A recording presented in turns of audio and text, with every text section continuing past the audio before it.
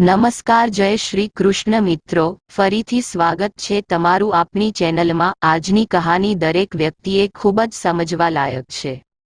સંતાન પોતાના મા બાપ પાસેથી છળ કપટ કરીને રૂપિયા અને સંપત્તિ પડાવી લે છે અને પોતાના મા બાપને ઓળખવાનો પણ ઇનકાર કરી દે છે, તેવા સંતાનોની કેવી હાલત થાય છે તે દર્શાવતી આજની કહાની નાના મોટા દરેક વ્યક્તિએ અચૂકથી સાંભળવી જોઈએ। આજની કહાનીમાં આપણે કુદરતનો એવો ન્યાય જોઈશું જે તમે જીવનમાં ક્યારેય નહીં જોયો હોય। આજની કહાની સાંભળ્યા બાદ તમે તમારી આંખના આંસુ નહીં રોકી શકો તો મિત્રો તમને વિનંતી છે કે આ વિડીયોના અંત સુધી જોડાયેલા રહેજો અને વિડીયો પસંદ આવે તો લાઈક શેર કરજો અને હજુ સુધી તમે અમારી ચેનલને સબસ્ક્રાઇબ ના કરી હોય તો અત્યારે જ સબસ્ક્રાઇબ કરી દેજો તથા કોમેન્ટ બોક્સમાં હર હર મહાદેવ જરૂરથી લખી દેજો જેથી ભગવાન ભોલેનાથની કૃપા આપણા સૌ પર નિરંતર બની રહે। તો ચાલો કહાની શરૂ કરીએ। શારદાબેનનું મન આજે ખૂબ જ વ્યાકુળ હતું। તેઓ વારંવાર પોતાના દીકરાને ફોન લગાવવાનો પ્રયત્ન કરી રહ્યા હતા પરંતુ સામેથી કોઈ જવાબ નહોતો મળી રહ્યો। તેમણે ઘણા પ્રયત્નો કર્યા પરંતુ કોઈએ પણ ફોન ઉઠાવ્યો નહીં। આખરે પરેશાન થઈને ફોન મૂકીને ઉદાસી ભર્યા અવાજમાં તેમણે પોતાની દીકરીને કહ્યું, શું તારો ભાઈ એટલો બધો વ્યસ્ત થઈ ગયો છે કે આટલા બધા ફોન કર્યા પછી પણ તે જવાબ નથી આપી રહ્યો? ત્યારે પોતાની માને હિંમત આપતા સુલેખા બોલી, અરે માં, તું પણ હદ કરે છે। જ્યારે ભાઈએ એકવાર ફોન ન ઉઠાવ્યો તો વારંવાર ફોન કરવાથી શું ફાયદો? વગર કારણે તું પણ પરેશાન થઈ રહી છે અને ભાઈને પણ પરેશાન કરી રહી છે અને પછી ગુસ્સામાં આવીને ભાઈ કંઈક બે શબ્દો તને કહી દેશે તો તારી આંખોમાંથી આંસુ વહેવા લાગશે। અરે આ સમયે તે પોતાના કામમાં વ્યસ્ત હશે, તેમને કેટલું બધું કામ રહેતું હશે અને એવામાં તે પોતાનું કામ જોશે કે તારી સાથે ફોન પર વાત કરશે? હા સુલેખા, વાત તો તે એકદમ સાચી કહી। બિચારો મારો દીકરો કેટલું બધું કામ કરે છે, તેને સમય જ નહીં મળતો હોય। હવે હું તેને વારંવાર ફોન કરીને પરેશાન નહીં કરું, જ્યારે તેને સમય મળશે ત્યારે તે સામેથી જ ફોન કરી લેશે। આટલું કહીને શારદાબેન જમવાનું બનાવવા માટે રસોડામાં ચાલ્યા ગયા। શારદાબેન તે દિવસને યાદ કરવા લાગ્યા જ્યારે તેમના દીકરા હિરેનનો જન્મ થયો હતો। શારદાબેન અને તેમના પતિ કમલેશભાઈની ખુશીનું તો કોઈ ઠેકાણું જ નહોતું। તેમની વર્ષોની ઈચ્છા પૂરી થઈ। લગ્નના 10 વર્ષ બાદ તેમને માતા પિતા બનવાનું સૌભાગ્ય પ્રાપ્ત થયું હતું પરંતુ તે ખુશી પણ શોકમાં બદલાઈ ગઈ જ્યારે તેમને એ ખબર પડી કે તેમના દીકરાના બંને પગ સંપૂર્ણ રીતે વિકસિત નથી થયા। આ સાંભળી પતિ પત્ની બંનેના પગ નીચેથી જાણે જમીન સરકી ગઈ। ડોક્ટરે જણાવ્યું કે કદાચ ભવિષ્યમાં તેમનો દીકરો પોતાના પગથી ચાલી પણ નહીં શકે પરંતુ સાથે સાથે તેમણે એ પણ કહ્યું કે જો તમારા બાળકને યોગ્ય સારવાર અને સારી દેખભાળ મળે તો કદાચ તેના પગમાં જીવ પાછો પણ આવી શકે છે। ત્યારબાદ હિંમત કરીને શારદાબેને નિર્ણય લીધો કે તેઓ પોતાના દીકરાની સેવા કરવામાં દિવસ રાત એક કરી દેશે। આ કારણથી તેમણે પોતાની સરકારી નોકરી પણ છોડી દીધી અને સંપૂર્ણ લગનથી તેઓ પોતાના નાના દીકરા હિરેનની સંભાળ રાખવા લાગ્યા। બીજી બાજુ કમલેશભાઈ પણ ઓવરટાઈમ કરીને પોતાના દીકરાની સારવાર માટે પૈસા ભેગા કરવામાં લાગી ગયા। દેશની સૌથી મોટી હોસ્પિટલમાં લઈ જઈને તેમણે પોતાના દીકરાની સારવાર કરાવી।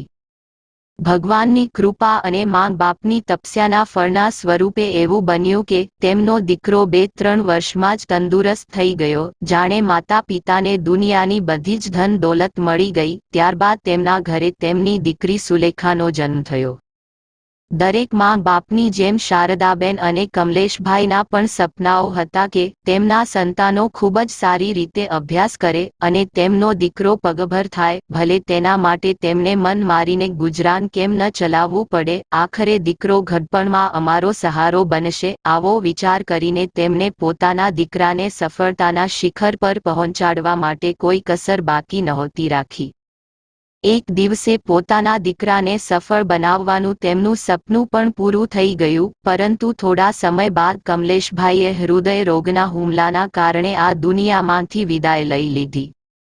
ભૂતકાળની યાદોમાં ખોવાયેલા શારદાબેન એ ભૂલી ગયા હતા કે તેમણે ગેસ પર દૂધ ગરમ કરવા મૂકેલું હતું ત્યારે સુલેખા અંદર આવી અને બોલી, અરે માં, તું ક્યાં ખોવાઈ ગઈ છું? બધું જ દૂધ ઉકળીને નીચે ઢોળાઈ ગયું છે. શારદાબેન તરત જ ઢોળાયેલું બધું દૂધ સાફ કરવા લાગ્યા અને ત્યારે જ ફોનની રિંગ વાગવાનો અવાજ સંભળાયો. અરે માં, તારા લાડલા દીકરાનો ફોન આવ્યો લાગે છે. આવું કહીને સુલેખા દોડીને ગઈ અને ફોન ઉઠાવીને તેણે સ્પીકર મોડમાં ચાલુ કરી દીધો. હજુ તેણે હેલો જ કહ્યું હતું અને સામેથી હિરેન ગુસ્સામાં બોલ્યો, તમને પરેશાની છે? તમે વારંવાર ફોન કરીને મને પરેશાન કેમ કરતા રહો છો? તમારે તો કાંઈ કામ નથી એનો મતલબ એ નથી કે બાકી બધા લોકો પણ ખાલી બેઠા હશે અને તમારા ફોનની રાહ જોતા હશે. હવે તમે કંઈ બોલશો કે ફોન મૂકી દઉં? પોતાના ભાઈનું આવું વર્તન જોઈને સુલેખા હેરાન રહી ગઈ અને પછી તે બોલી કે તમે મને કાંઈ બોલવા દેશો ત્યારે હું બોલીશ ને. આ સાંભળીને હિરેન ચૂપ થઈ ગયો. પછી સુલેખાએ કહ્યું કે મારે કોઈ કામ નહોતું પરંતુ માં તો આખરે માં છે ને, એટલા માટે તમારી ચિંતા તેને થયા કરે છે. પરંતુ તમારો આવો વ્યવહાર જોઈને તે માનવા તૈયાર જ નથી થતી કે હવે તેમનો દીકરો તેમનો નથી રહ્યો. ત્યારે શારદાબેન તેના હાથમાંથી ફોન ખેંચીને કહેવા લાગ્યા, આ કેવી વાત કરી રહી છે સુલેખા? તને વિવેક છે કે નહીં? પોતાના મોટા ભાઈ સાથે કોઈ આવી રીતે વાત કરે છે? જા અહીંથી જતી રહે. પોતાની આંખોમાં આંસુ લઈને સુલેખા ત્યાંથી ચાલી ગઈ. ત્યારબાદ શારદાબેન ફોન પર પોતાના દીકરા સાથે વાત કરવા લાગ્યા ત્યારે હિરેન ગુસ્સામાં બોલ્યો, માં, સુલેખાનું મોં હવે કંઈક વધારે જ ચાલવા લાગ્યું છે. નાના મોટા સાથે કેવી રીતે વાત કરવી તેનો તેને વિવેક જ નથી રહ્યો. પછી તે કહેવા લાગ્યો કે માં, મારે પૈસાની થોડી જરૂર છે. વાત જાણે એમ છે કે થોડા સમય પહેલા મેં ઘરનું રિપેરિંગનું કામ શરૂ કરાવ્યું હતું અને થોડા દિવસોથી તમારી વહુની તબિયત પણ ઠીક નથી રહેતી. તેને પણ ડોક્ટર પાસે લઈને જવાની છે. એટલા માટે મહિનાનું મારું બજેટ પણ અસ્તવ્યસ્ત થઈ ગયું છે. જો તમારાથી થઈ શકે તો મને થોડા પૈસાની વ્યવસ્થા કરી આપો, બાકી બધું હું જોઈ લઈશ. એકવાર ઘરનું રિપેરિંગનું કામ થઈ જાય ત્યારબાદ હું તમને બંનેને મારી પાસે બોલાવી લઈશ. ત્યારબાદ આપણે બધા એક સાથે અહીં રહીશું. એટલા માટે તો ઘરનું રિપેરિંગ કરાવી રહ્યો છું. ત્યારબાદ શારદાબેન બોલ્યા, કંઈ વાંધો નહીં દીકરા, પૈસાની વ્યવસ્થા હું કરાવી દઈશ. પરંતુ તું એ તો જણાવ કે તારે કેટલા પૈસા જોઈએ છે અને કેટલા સમય માટે જોઈએ છે? પોતાની માની આ વાત સાંભળીને હિરેનને ગુસ્સો આવી ગયો અને બોલ્યો, આ કેવી વાત કરો છો માં? કેટલા સમય માટે જોઈએ છે તેનો શું મતલબ છે તમારો? ત્યારબાદ શારદાબેન બોલ્યા કે દીકરા, હકીકતમાં હવે અમારી પાસે રહેવા માટે ફક્ત આ ઘર જ બચ્યું છે. તેના સિવાય અમારી પાસે કાંઈ પણ નથી. ત્યાં સુધી કે મારા સોનાના ઘરેણાં જે સુલેખા માટે મેં સાચવીને રાખ્યા હતા એ પણ હું તને આપી ચૂકી છું. ત્યારે તે મને કહ્યું હતું કે રીતુની માં એટલે કે વેવાણ ખૂબ જ બીમાર છે અને તેમની સારવાર માટે તારે પૈસાની જરૂર હતી. દીકરા, તે મને ત્યારે કહ્યું હતું કે હું જલ્દીથી જ પૈસા પાછા આપીને બધા જ ઘરેણાં છોડાવીને તમને પાછા આપી દઈશ અને તે પણ તે હજુ સુધી મને આપ્યા નથી. દીકરા, તારી બહેન પણ હવે નાની નથી રહી, કોલેજમાં ભણી રહી છે. 2-4 વર્ષ બાદ તેને લગ્ન માટે પણ વિચારવું પડશે. અરે માં, તમે તે વાતની બિલકુલ ચિંતા ના કરો. તમારે કાંઈ પણ કરવાની જરૂર નહીં પડે. હું બધું જ સંભાળી લઈશ. ફક્ત એકવાર આ ઘરના રિપેરિંગનું કામ પતી જવા દો. ત્યારબાદ હું સૌથી પહેલા તમારા ઘરેણાં છોડાવી લઈશ અને બાકીની ઉધારી ધીરે ધીરે ચૂકવી દઈશ. પોતાના દીકરાની આ વાત સાંભળીને શારદાબેન બોલ્યા, ઠીક છે દીકરા, તારે કેટલા પૈસા જોઈએ છે? હું કંઈકથી ઉધાર પૈસા લેવા માટેની વ્યવસ્થા કરું છું. ત્યારે હિરેન બોલ્યો, માં, આ વખતે મને વધારે પૈસાની જરૂર છે. 8-10 હજાર રૂપિયાથી તો મારું કામ નહીં ચાલે. આ વખતે મારે ઓછામાં ઓછા 5 લાખ રૂપિયાની જરૂર છે. દીકરાની આ વાત સાંભળીને શારદાબેન સ્તબ્ધ થઈ ગયા અને વિચારવા લાગ્યા કે આટલી મોટી રકમની વ્યવસ્થા હું કેવી રીતે કરીશ.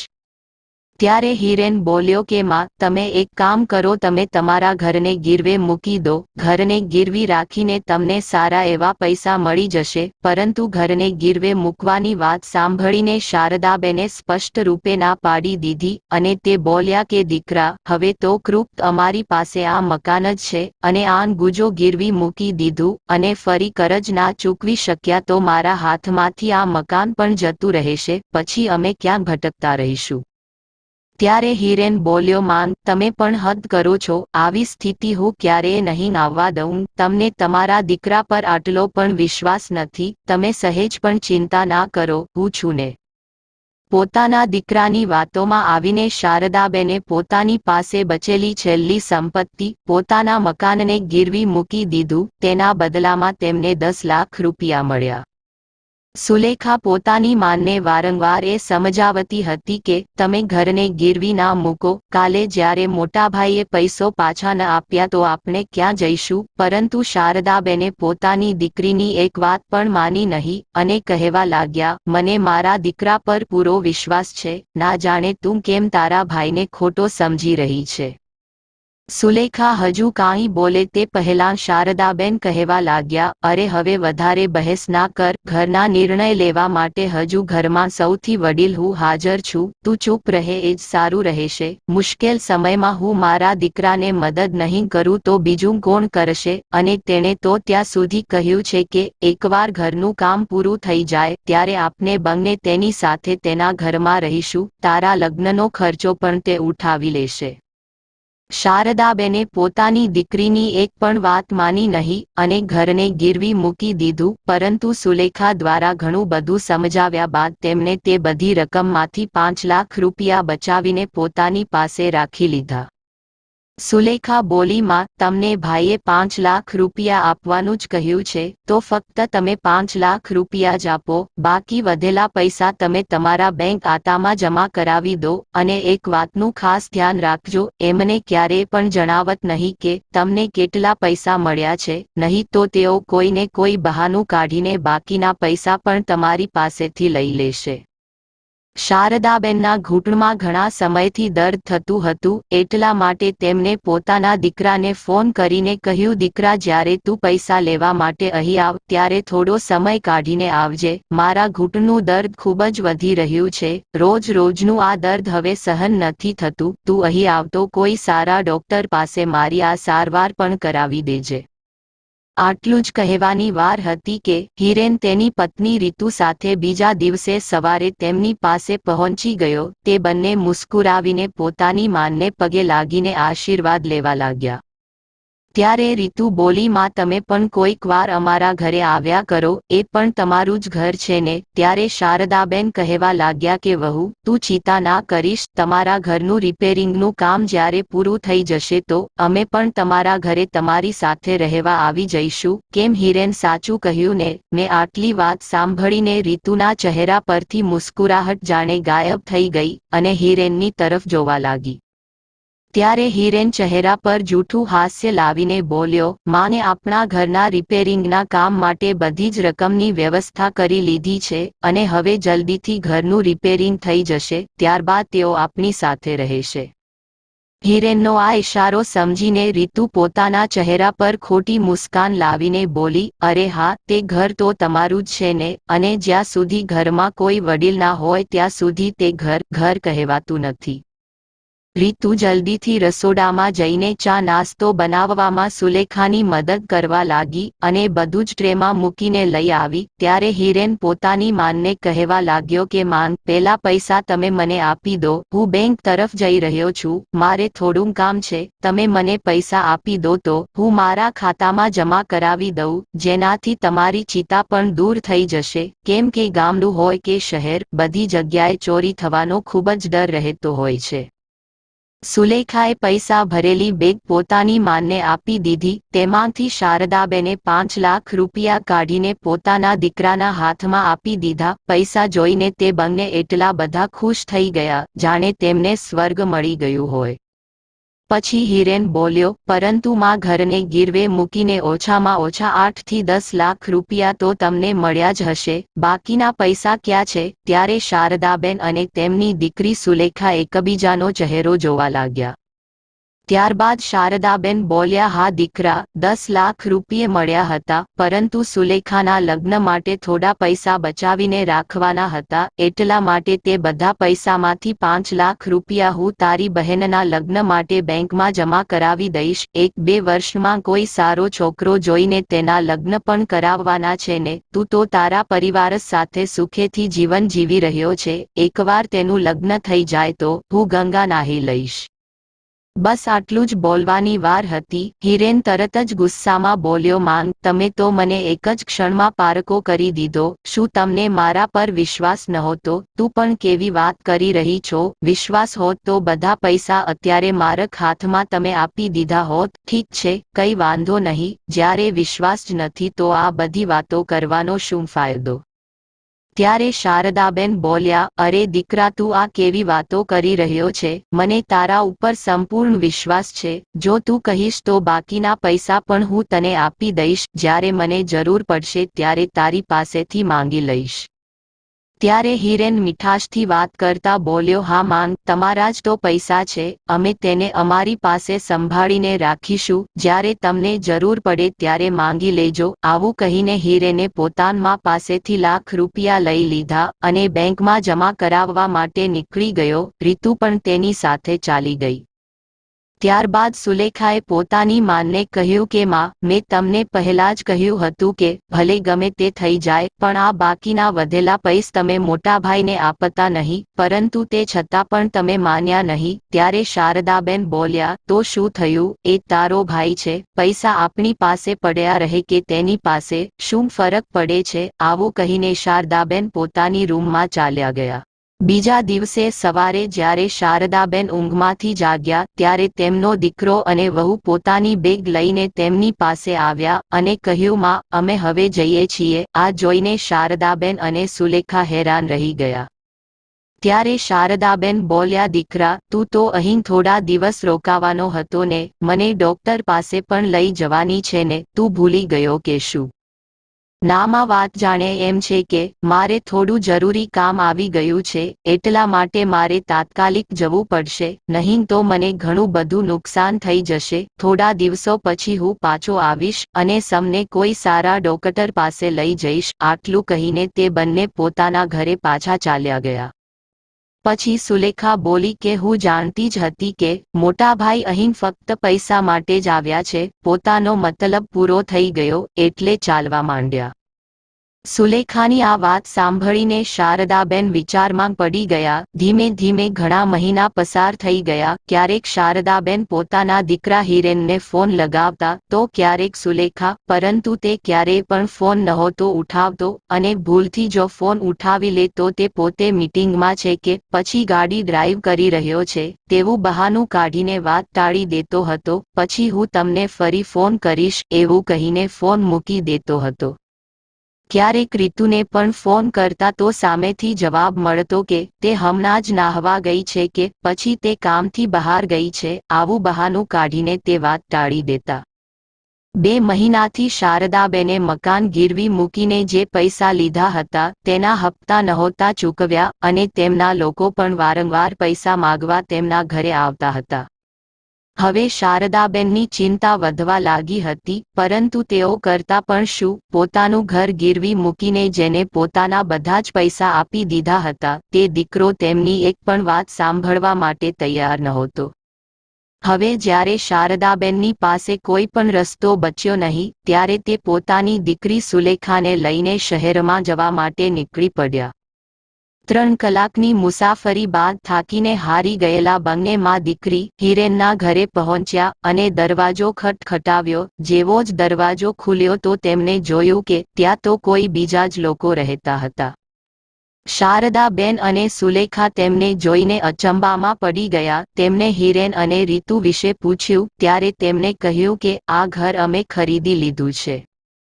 આના પહેલા આ જેમનું ઘર હતું તે લોકો અહીંથી બીજે શિફ્ટ થઈ ગયા છે, પરંતુ જ્યારે સુલેખાએ તેમને પૂછ્યું કે તે લોકો અત્યારે ક્યાં રહે છે, ત્યારે તેમને કહ્યું, આ વિષયમાં તો અમને કંઈ પણ જાણકારી નથી. આ સાંભળીને શારદાબેન અને સુલેખાજુ નિરાશ થઈ ગયા અને તેઓ પોતાને ખૂબ જ લાચાર મહેસૂસ કરવા લાગ્યા. તે શહેરમાં બીજા કોઈને પણ તેઓ ઓળખતા નહોતા, એટલા માટે તેઓ બીજે ક્યાંને પણ જઈ શકે તેમ નહોતા. પરંતુ સુલેખા હિંમત હારી નહીં. તેણે ફરીથી તેના ભાઈને ફોન લગાવ્યો, પરંતુ હજુ પણ હીરેને ફોન ઉઠાવ્યો નહીં. સુલેખા આસપાસના લોકોને પૂછવા લાગી, પરંતુ કોઈને કંઈ પણ ખબર નહોતી. થાકીને અને હારીને તે લોકો હજુ પાછા જઈ રહ્યા હતા, એટલામાં એક કુરિયરવાળો ત્યાં આવ્યો, જે હિરેનના જ નામનું પાર્સલ લઈને આવ્યો હતો. હિરેનને ના જોઈને તે પાર્સલ પર લખેલા નંબર પર ફોન કરવા લાગ્યો અને બોલ્યો, સાહેબ, હું તમારું પાર્સલ લઈને આવ્યો છું, તમે મને તમારું નવું એડ્રેસ જણાવી દો, હું ત્યાં જ આવી જાઉં છું. સુલેખાએ જ્યારે આ વાત સાંભળી ત્યારે તેના દિમાગમાં એક આઈડિયા આવ્યો. તે કુરિયરવાળા ભાઈને કહેવા લાગી કે ભાઈ, શું તમે હિરેન સાથે વાત કરી રહ્યા હતા? ત્યારે કુરિયરવાળાએ તેમની સામે જોયું અને કહ્યું, હા, હું તેમની સાથે જ વાત કરી રહ્યો હતો, પરંતુ તમે આ બધું કેમ પૂછી રહ્યા છો? ભાઈ, હકીકતમાં તેઓ મારા ભાઈ છે. આજે તેમનો જન્મદિવસ છે અને અમે તેમને સરપ્રાઈઝ આપવા માંગતા હતા, એટલા માટે તેમને જણાવ્યા વગર જ અમે અહીં આવી ગયા. અહીં આવીને અમને ખબર પડી કે તેઓ તો બીજી જગ્યાએ શિફ્ટ થઈ ગયા છે. જો તમે અમને તેમનું નવું એડ્રેસ જણાવી દેશો તો તમારી ખૂબ જ મહેરબાની થશે. તેમની વાત સાંભળીને કુરિયરવાળાએ એક કાગળ પર તેમને હિરેનની બિલ્ડિંગનું એડ્રેસ લખીને આપી દીધું. થોડીવારમાં શારદાબેન અને સુલેખા રિક્ષામાં બેસીને તે બિલ્ડિંગની સામે પહોંચી ગયા, જ્યાં હિરેને પોતાનો ફ્લેટ ખરીદ્યો હતો. હિરેનનો ફ્લેટ ખૂબ જ મોટી સોસાયટીમાં હતો, જ્યાં ઊંચી ઊંચી ઘણા બધા માળની ઇમારતો બનેલી હતી. શારદાબેને આટલી ઊંચી ઇમારતો પહેલી વાર જોઈ હતી. તેઓ પોતાની દીકરીને કહેવા લાગ્યા કે, હે ભગવાન, જો તો સુલેખા, આ ઇમારતો કેવી આકાશને સ્પર્શી રહી છે. જેવા જ તે બંને અંદર જવા લાગ્યા ત્યારે સિક્યુરિટી ગાર્ડે તેમને સોસાયટીની અંદર જવાથી રોક્યા. કુરિયરવાળાએ તો ગાર્ડને પાર્સલ પકડાવી દીધું અને નામ જણાવીને જતો રહ્યો, પરંતુ તે મા અને દીકરી સોસાયટીની બહાર ઊભા હિરેનની રાહ જોવા લાગ્યા. કેટલીક વાર તો ગાર્ડને નામ જણાવીને કહ્યું કે, મારા ભાઈને તમે ખબર આપી દો કે તેમની મા અને બહેન ગામડેથી આવ્યા છે, પરંતુ ગાર્ડને તેમની વાતો પર વિશ્વાસ નહોતો આવી રહ્યો. શારદાબેને જૂની સાડી પહેરી હતી અને સુલેખાએ સાધારણ સલવાર સૂટ પહેર્યો હતો. શારદાબેન વારંવાર તે ઊંચી ઇમારતો તરફ જોઈ રહ્યા હતા. ત્યારબાદ સુલેખાએ ગાર્ડને હાથ જોડીને પ્રાર્થના કરી કે તે તેમનો વિશ્વાસ કરે અને તેમના ભાઈ હિરેનને તેમના આવવાની સૂચના આપે કે પછી તેમને અંદર જવા દે. પરંતુ ત્યારબાદ ગાર્ડે કહ્યું કે તમારા લોકોને તો કોઈ કામ જ નથી, આટલી મોટી મોટી ઇમારતો જોઈને કામ માંગવા માટે આવી જાવ છો, પરંતુ આ સોસાયટીમાં કામવાળી એમ જ નથી રાખવામાં આવતી. આ સોસાયટીના ઘરોમાં જે લોકો કામ કરે છે તેમનું સૌથી પહેલા પોલીસ વેરિફિકેશન કરવામાં આવે છે, ત્યારબાદ તેમને કામ પર રાખવામાં આવે છે. ત્યારે શારદાબેન બોલ્યા કે તમે આ કેવી વાત કરી રહ્યા છો? શું હું અને મારી દીકરી તમને કામવાળી બાઈ દેખાઈ રહ્યા છીએ? અમે કોઈના ઘરે કામ કરવાવાળા નોકર નથી. મારો દીકરો આ બિલ્ડિંગમાં રહે છે, એટલા માટે જ અમે તેને મળવા માટે આવ્યા છીએ. આ વાત સાંભળીને ગાર્ડ હસવા લાગ્યો અને બોલ્યો કે તમારી હાલત જોઈને તો નથી લાગતું કે તમારો દીકરો આટલી મોટી બિલ્ડિંગમાં રહેતો હોય. ગાર્ડની આ વાતથી સુલેખાને ગુસ્સો આવ્યો અને તે બોલી, તમે મારી મા સાથે આવી કેવી રીતે વાત કરી શકો છો? શું તમને વાત કરવાનો વિવેક નથી? જો મારા ભાઈને એ ખબર પડી કે તમે અમારી સાથે આ રીતે વાત કરી છે તો તે તમને નહીં છોડે.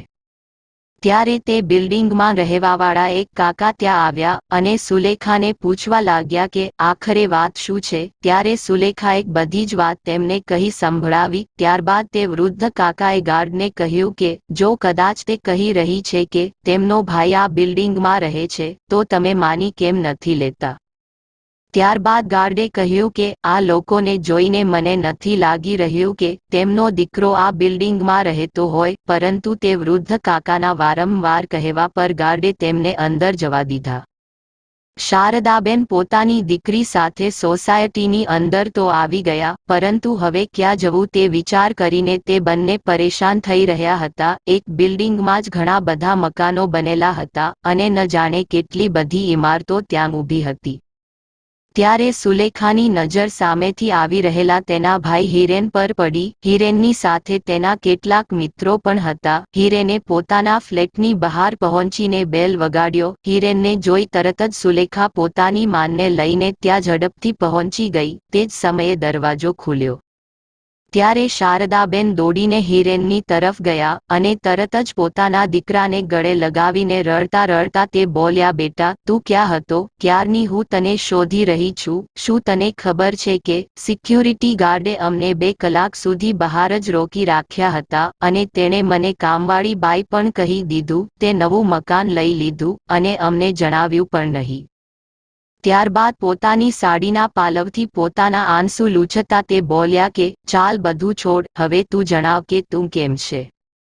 શારદાબેન અને સુલેખા સવારથી જ આમતેમ ભટકી રહ્યા હતા, જેના કારણે તેમની હાલત ખરાબ થઈ ગઈ હતી અને તેમના કપડાં પણ ગંદા થઈ ગયા હતા. પોતાના મિત્રોની સામે પોતાની માનને આવી હાલતમાં જોઈને હિરેનનો પરસેવો છૂટી રહ્યો હતો. તેણે વિચાર્યું કે જો મારા મિત્રોને ખબર પડશે કે આ મારી માંગ અને બહેન છે તો મારા ઇજ્જતના ધજાગરા ઉડી જશે. એને સમજમાં નહોતું આવી રહ્યું કે તે હવે શું કરે. ત્યારે રીતુ કહેવા લાગી, શા માટે વગર કારણે તમે અમારા ગળે પડી રહ્યા છો? તમે લોકો કોણ છો? અહીં શું કરી રહ્યા છો? ત્યારે હિરેન બોલ્યો, કોણ છો તમે લોકો? જો તમે અહીં કામ માંગવા માટે આવ્યા છો તો અમારા ઘરમાં પહેલાથી જ કામવાળી બાઈ રાખેલી છે. પોતાના દીકરાના મોઢેથી આ શબ્દો સાંભળીને શારદાબેનની હાલત જાણે કાપીએ તો લોહી પણ ના નીકળે તેવી થઈ ગઈ. તેઓ સ્તબ્ધ થઈને તેમના દીકરા તરફ જોતા જ રહી ગયા અને તે વિચારવા લાગ્યા કે જે દીકરા માટે તેમણે આજ સુધી આટલો બધો ત્યાગ કર્યો હતો અને હવે કેવી રીતે તેમનો દીકરો આજે પોતાની માનને જ ઓળખવાથી ઇનકાર કરી રહ્યો છે. તેમની આંખોમાંથી તો જાણે આંસુઓનું ઝરણું ફૂટી પડ્યું. પછી સુલેખા આગળ આવીને પોતાની માના આંસુ લૂછવા લાગી અને ગુસ્સામાં બોલી, ભાઈ, શું સાચે જ તમે નથી જાણતા કે આ કોણ છે? આ એ જ કમનસીબ માન છે જેણે તમારા જેવા નાલાયક દીકરાને જન્મ આપ્યો, પોતાનું આખું જીવન તમારા માટે સમર્પિત કરી દીધું. આ એ જ માં જેના પ્રેમ અને વિશ્વાસને દગો આપીને તમે આજે આ આલિશાન સોસાયટીમાં રહી રહ્યા છો. સુલેખાના મોઢેથી આ વાત સાંભળીને હિરેન અને તેના મિત્રો હેરાનીથી તેમની તરફ જોવા લાગ્યા.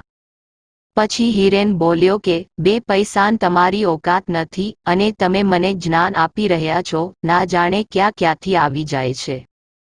પોતાના પુત્રના મોઢેથી આવા અપમાનજનક શબ્દો સાંભળીને શારદાબેનની ધીરજ તૂટી ગઈ. તેઓ એક ડગલું આગળ વધ્યા અને પોતાના દીકરાના મોં પર જોરદાર થપ્પડ જડી દીધી અને ગુસ્સામાં ચિલ્લાવીને તઈ બોલ્યા કે પોતાની બહેન સાથે આવી રીતે વાત કરીને તને શરમ ન આવી?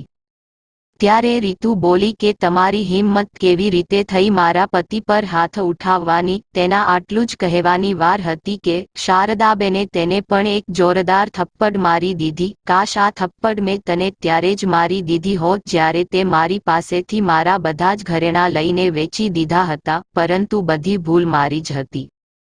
હું જ મારા દીકરાના પ્રેમમાં એટલી બધી આંધળી થઈ ગઈ હતી કે મારી દીકરીની એક પણ વાત સાંભળી નહીં. મને હંમેશા ચેતવણી આપતી હતી કે થોડા પૈસા પોતાના માટે બચાવીને રાખો, પરંતુ મેં તારા જેવા નાલાયક પર ભરોસો કરીને મારું બધું જ તને આપી દીધું. કાશ મેં મારી મમતાને બાજુ પર મૂકીને તને બધું જ ના આપી દીધું હોત તો આજે મારી અને મારી દીકરીની આ હાલત થઈ હોત. ત્યારે હિરેન ગુસ્સામાં બોલ્યો કે તમે મને તે પૈસા આપીને કોઈ અહેસાન નથી કર્યું. જે કંઈ પણ તમે કર્યું છે એ તમારી ફરજ હતી. તમે કોઈ અનોખી માં નથી. બધા જ મા બાપ પોતાના સંતાનોને સફળ બનાવવા માટે ત્યાગ કરે જ છે. ત્યારબાદ શારદાબેન બોલ્યા, ઠીક દીકરા, તે અત્યાર સુધી મારો પ્રેમ જોયો છે, પરંતુ ગુસ્સો નથી જોયો. જો હું મારી ભરપૂર કોશિશ કરીને તને તારા પગ પર ઊભો કરી શકું છું તો તારા જેવા નાલાયક દીકરાને જમીન પર પછાડીને તને સબક પણ શીખવાડી શકું છું. એ જ સમય શારદાબેને પોલીસને ફોન લગાવ્યો અને થોડી જ વારમાં તે વૃદ્ધ અંકલ જેમણે શારદાબેન અને સુલેખાની મદદ કરી હતી તે પણ ત્યાં પહોંચી ગયા. તેમની સાથે સોસાયટીના બીજા લોકો પણ આવી ગયા. ત્યારે તે વૃદ્ધ અંકલ બોલ્યા કે આવા સંતાનોથી તો સંતાનો ના હોય એ જ સારું છે. કમ સે કમ મા બાપને આ દિવસ તો ના જોવા પડે. થોડી જ વારમાં પોલીસ ત્યાં પહોંચી ગઈ અને શારદાબેનની ફરિયાદ પર હિરેનને પોલીસ કસ્ટડીમાં લઈ લીધો. હવે તો હિરેન અને તેની પત્ની રીતુની આંખો બહાર આવી ગઈ. તે બંને શારદાબેનના પગમાં પડીને માફી માંગવા લાગ્યા. જેલની સજાથી બચવા માટે હિરેન પાસે ફક્ત એક જ રસ્તો હતો કે તે પોતાની માનના બધા જ પૈસા પાછા આપી દે, પરંતુ પોતાની માનને પાછા આપવા માટે તેમની પાસે હવે પૈસા નહોતા. એટલા માટે તેણે પોતાનો નવ ફ્લેટ પોતાની માનના નામ પર કરવો પડ્યો. સુલેખા અને શારદાબેન હવે આરામથી પોતાના ગામવાળા મકાનમાં રહેવા લાગ્યા અને નવા ફ્લેટને ભાડે આપીને તેમાંથી જે પૈસા આવતા હતા તેમાંથી પોતાના ઉછીના લીધેલા પૈસાના હપ્તા ચૂકવવા લાગ્યા અને સુખપૂર્વક પોતાનું જીવન વિતાવવા લાગ્યા. તો મિત્રો, આજની કહાની તમને કેવી લાગી એક વખત કોમેન્ટ કરીને જણાવી દેજો. અને જો કહાની પસંદ આવી હોય તો અમારી ચેનલને સબસ્ક્રાઇબ કરવાનું ના ભૂલશો. તમારા અન્ય મિત્રો સાથે આ વિડીયોને શેર કરી દેજો. બની શકે તો વિડીયોને લાઇક પણ કરી દેજો અને સાચી શ્રદ્ધાથી કોમેન્ટ બોક્સમાં જય શ્રી કૃષ્ણ હર હર મહાદેવ લખી દેજો. તો મિત્રો, ફરી મળીશું નવા વિડીયો સાથે. ત્યાં સુધી બધા દર્શક મિત્રોને જય ભારત, જય જવાન, જય માતાજી.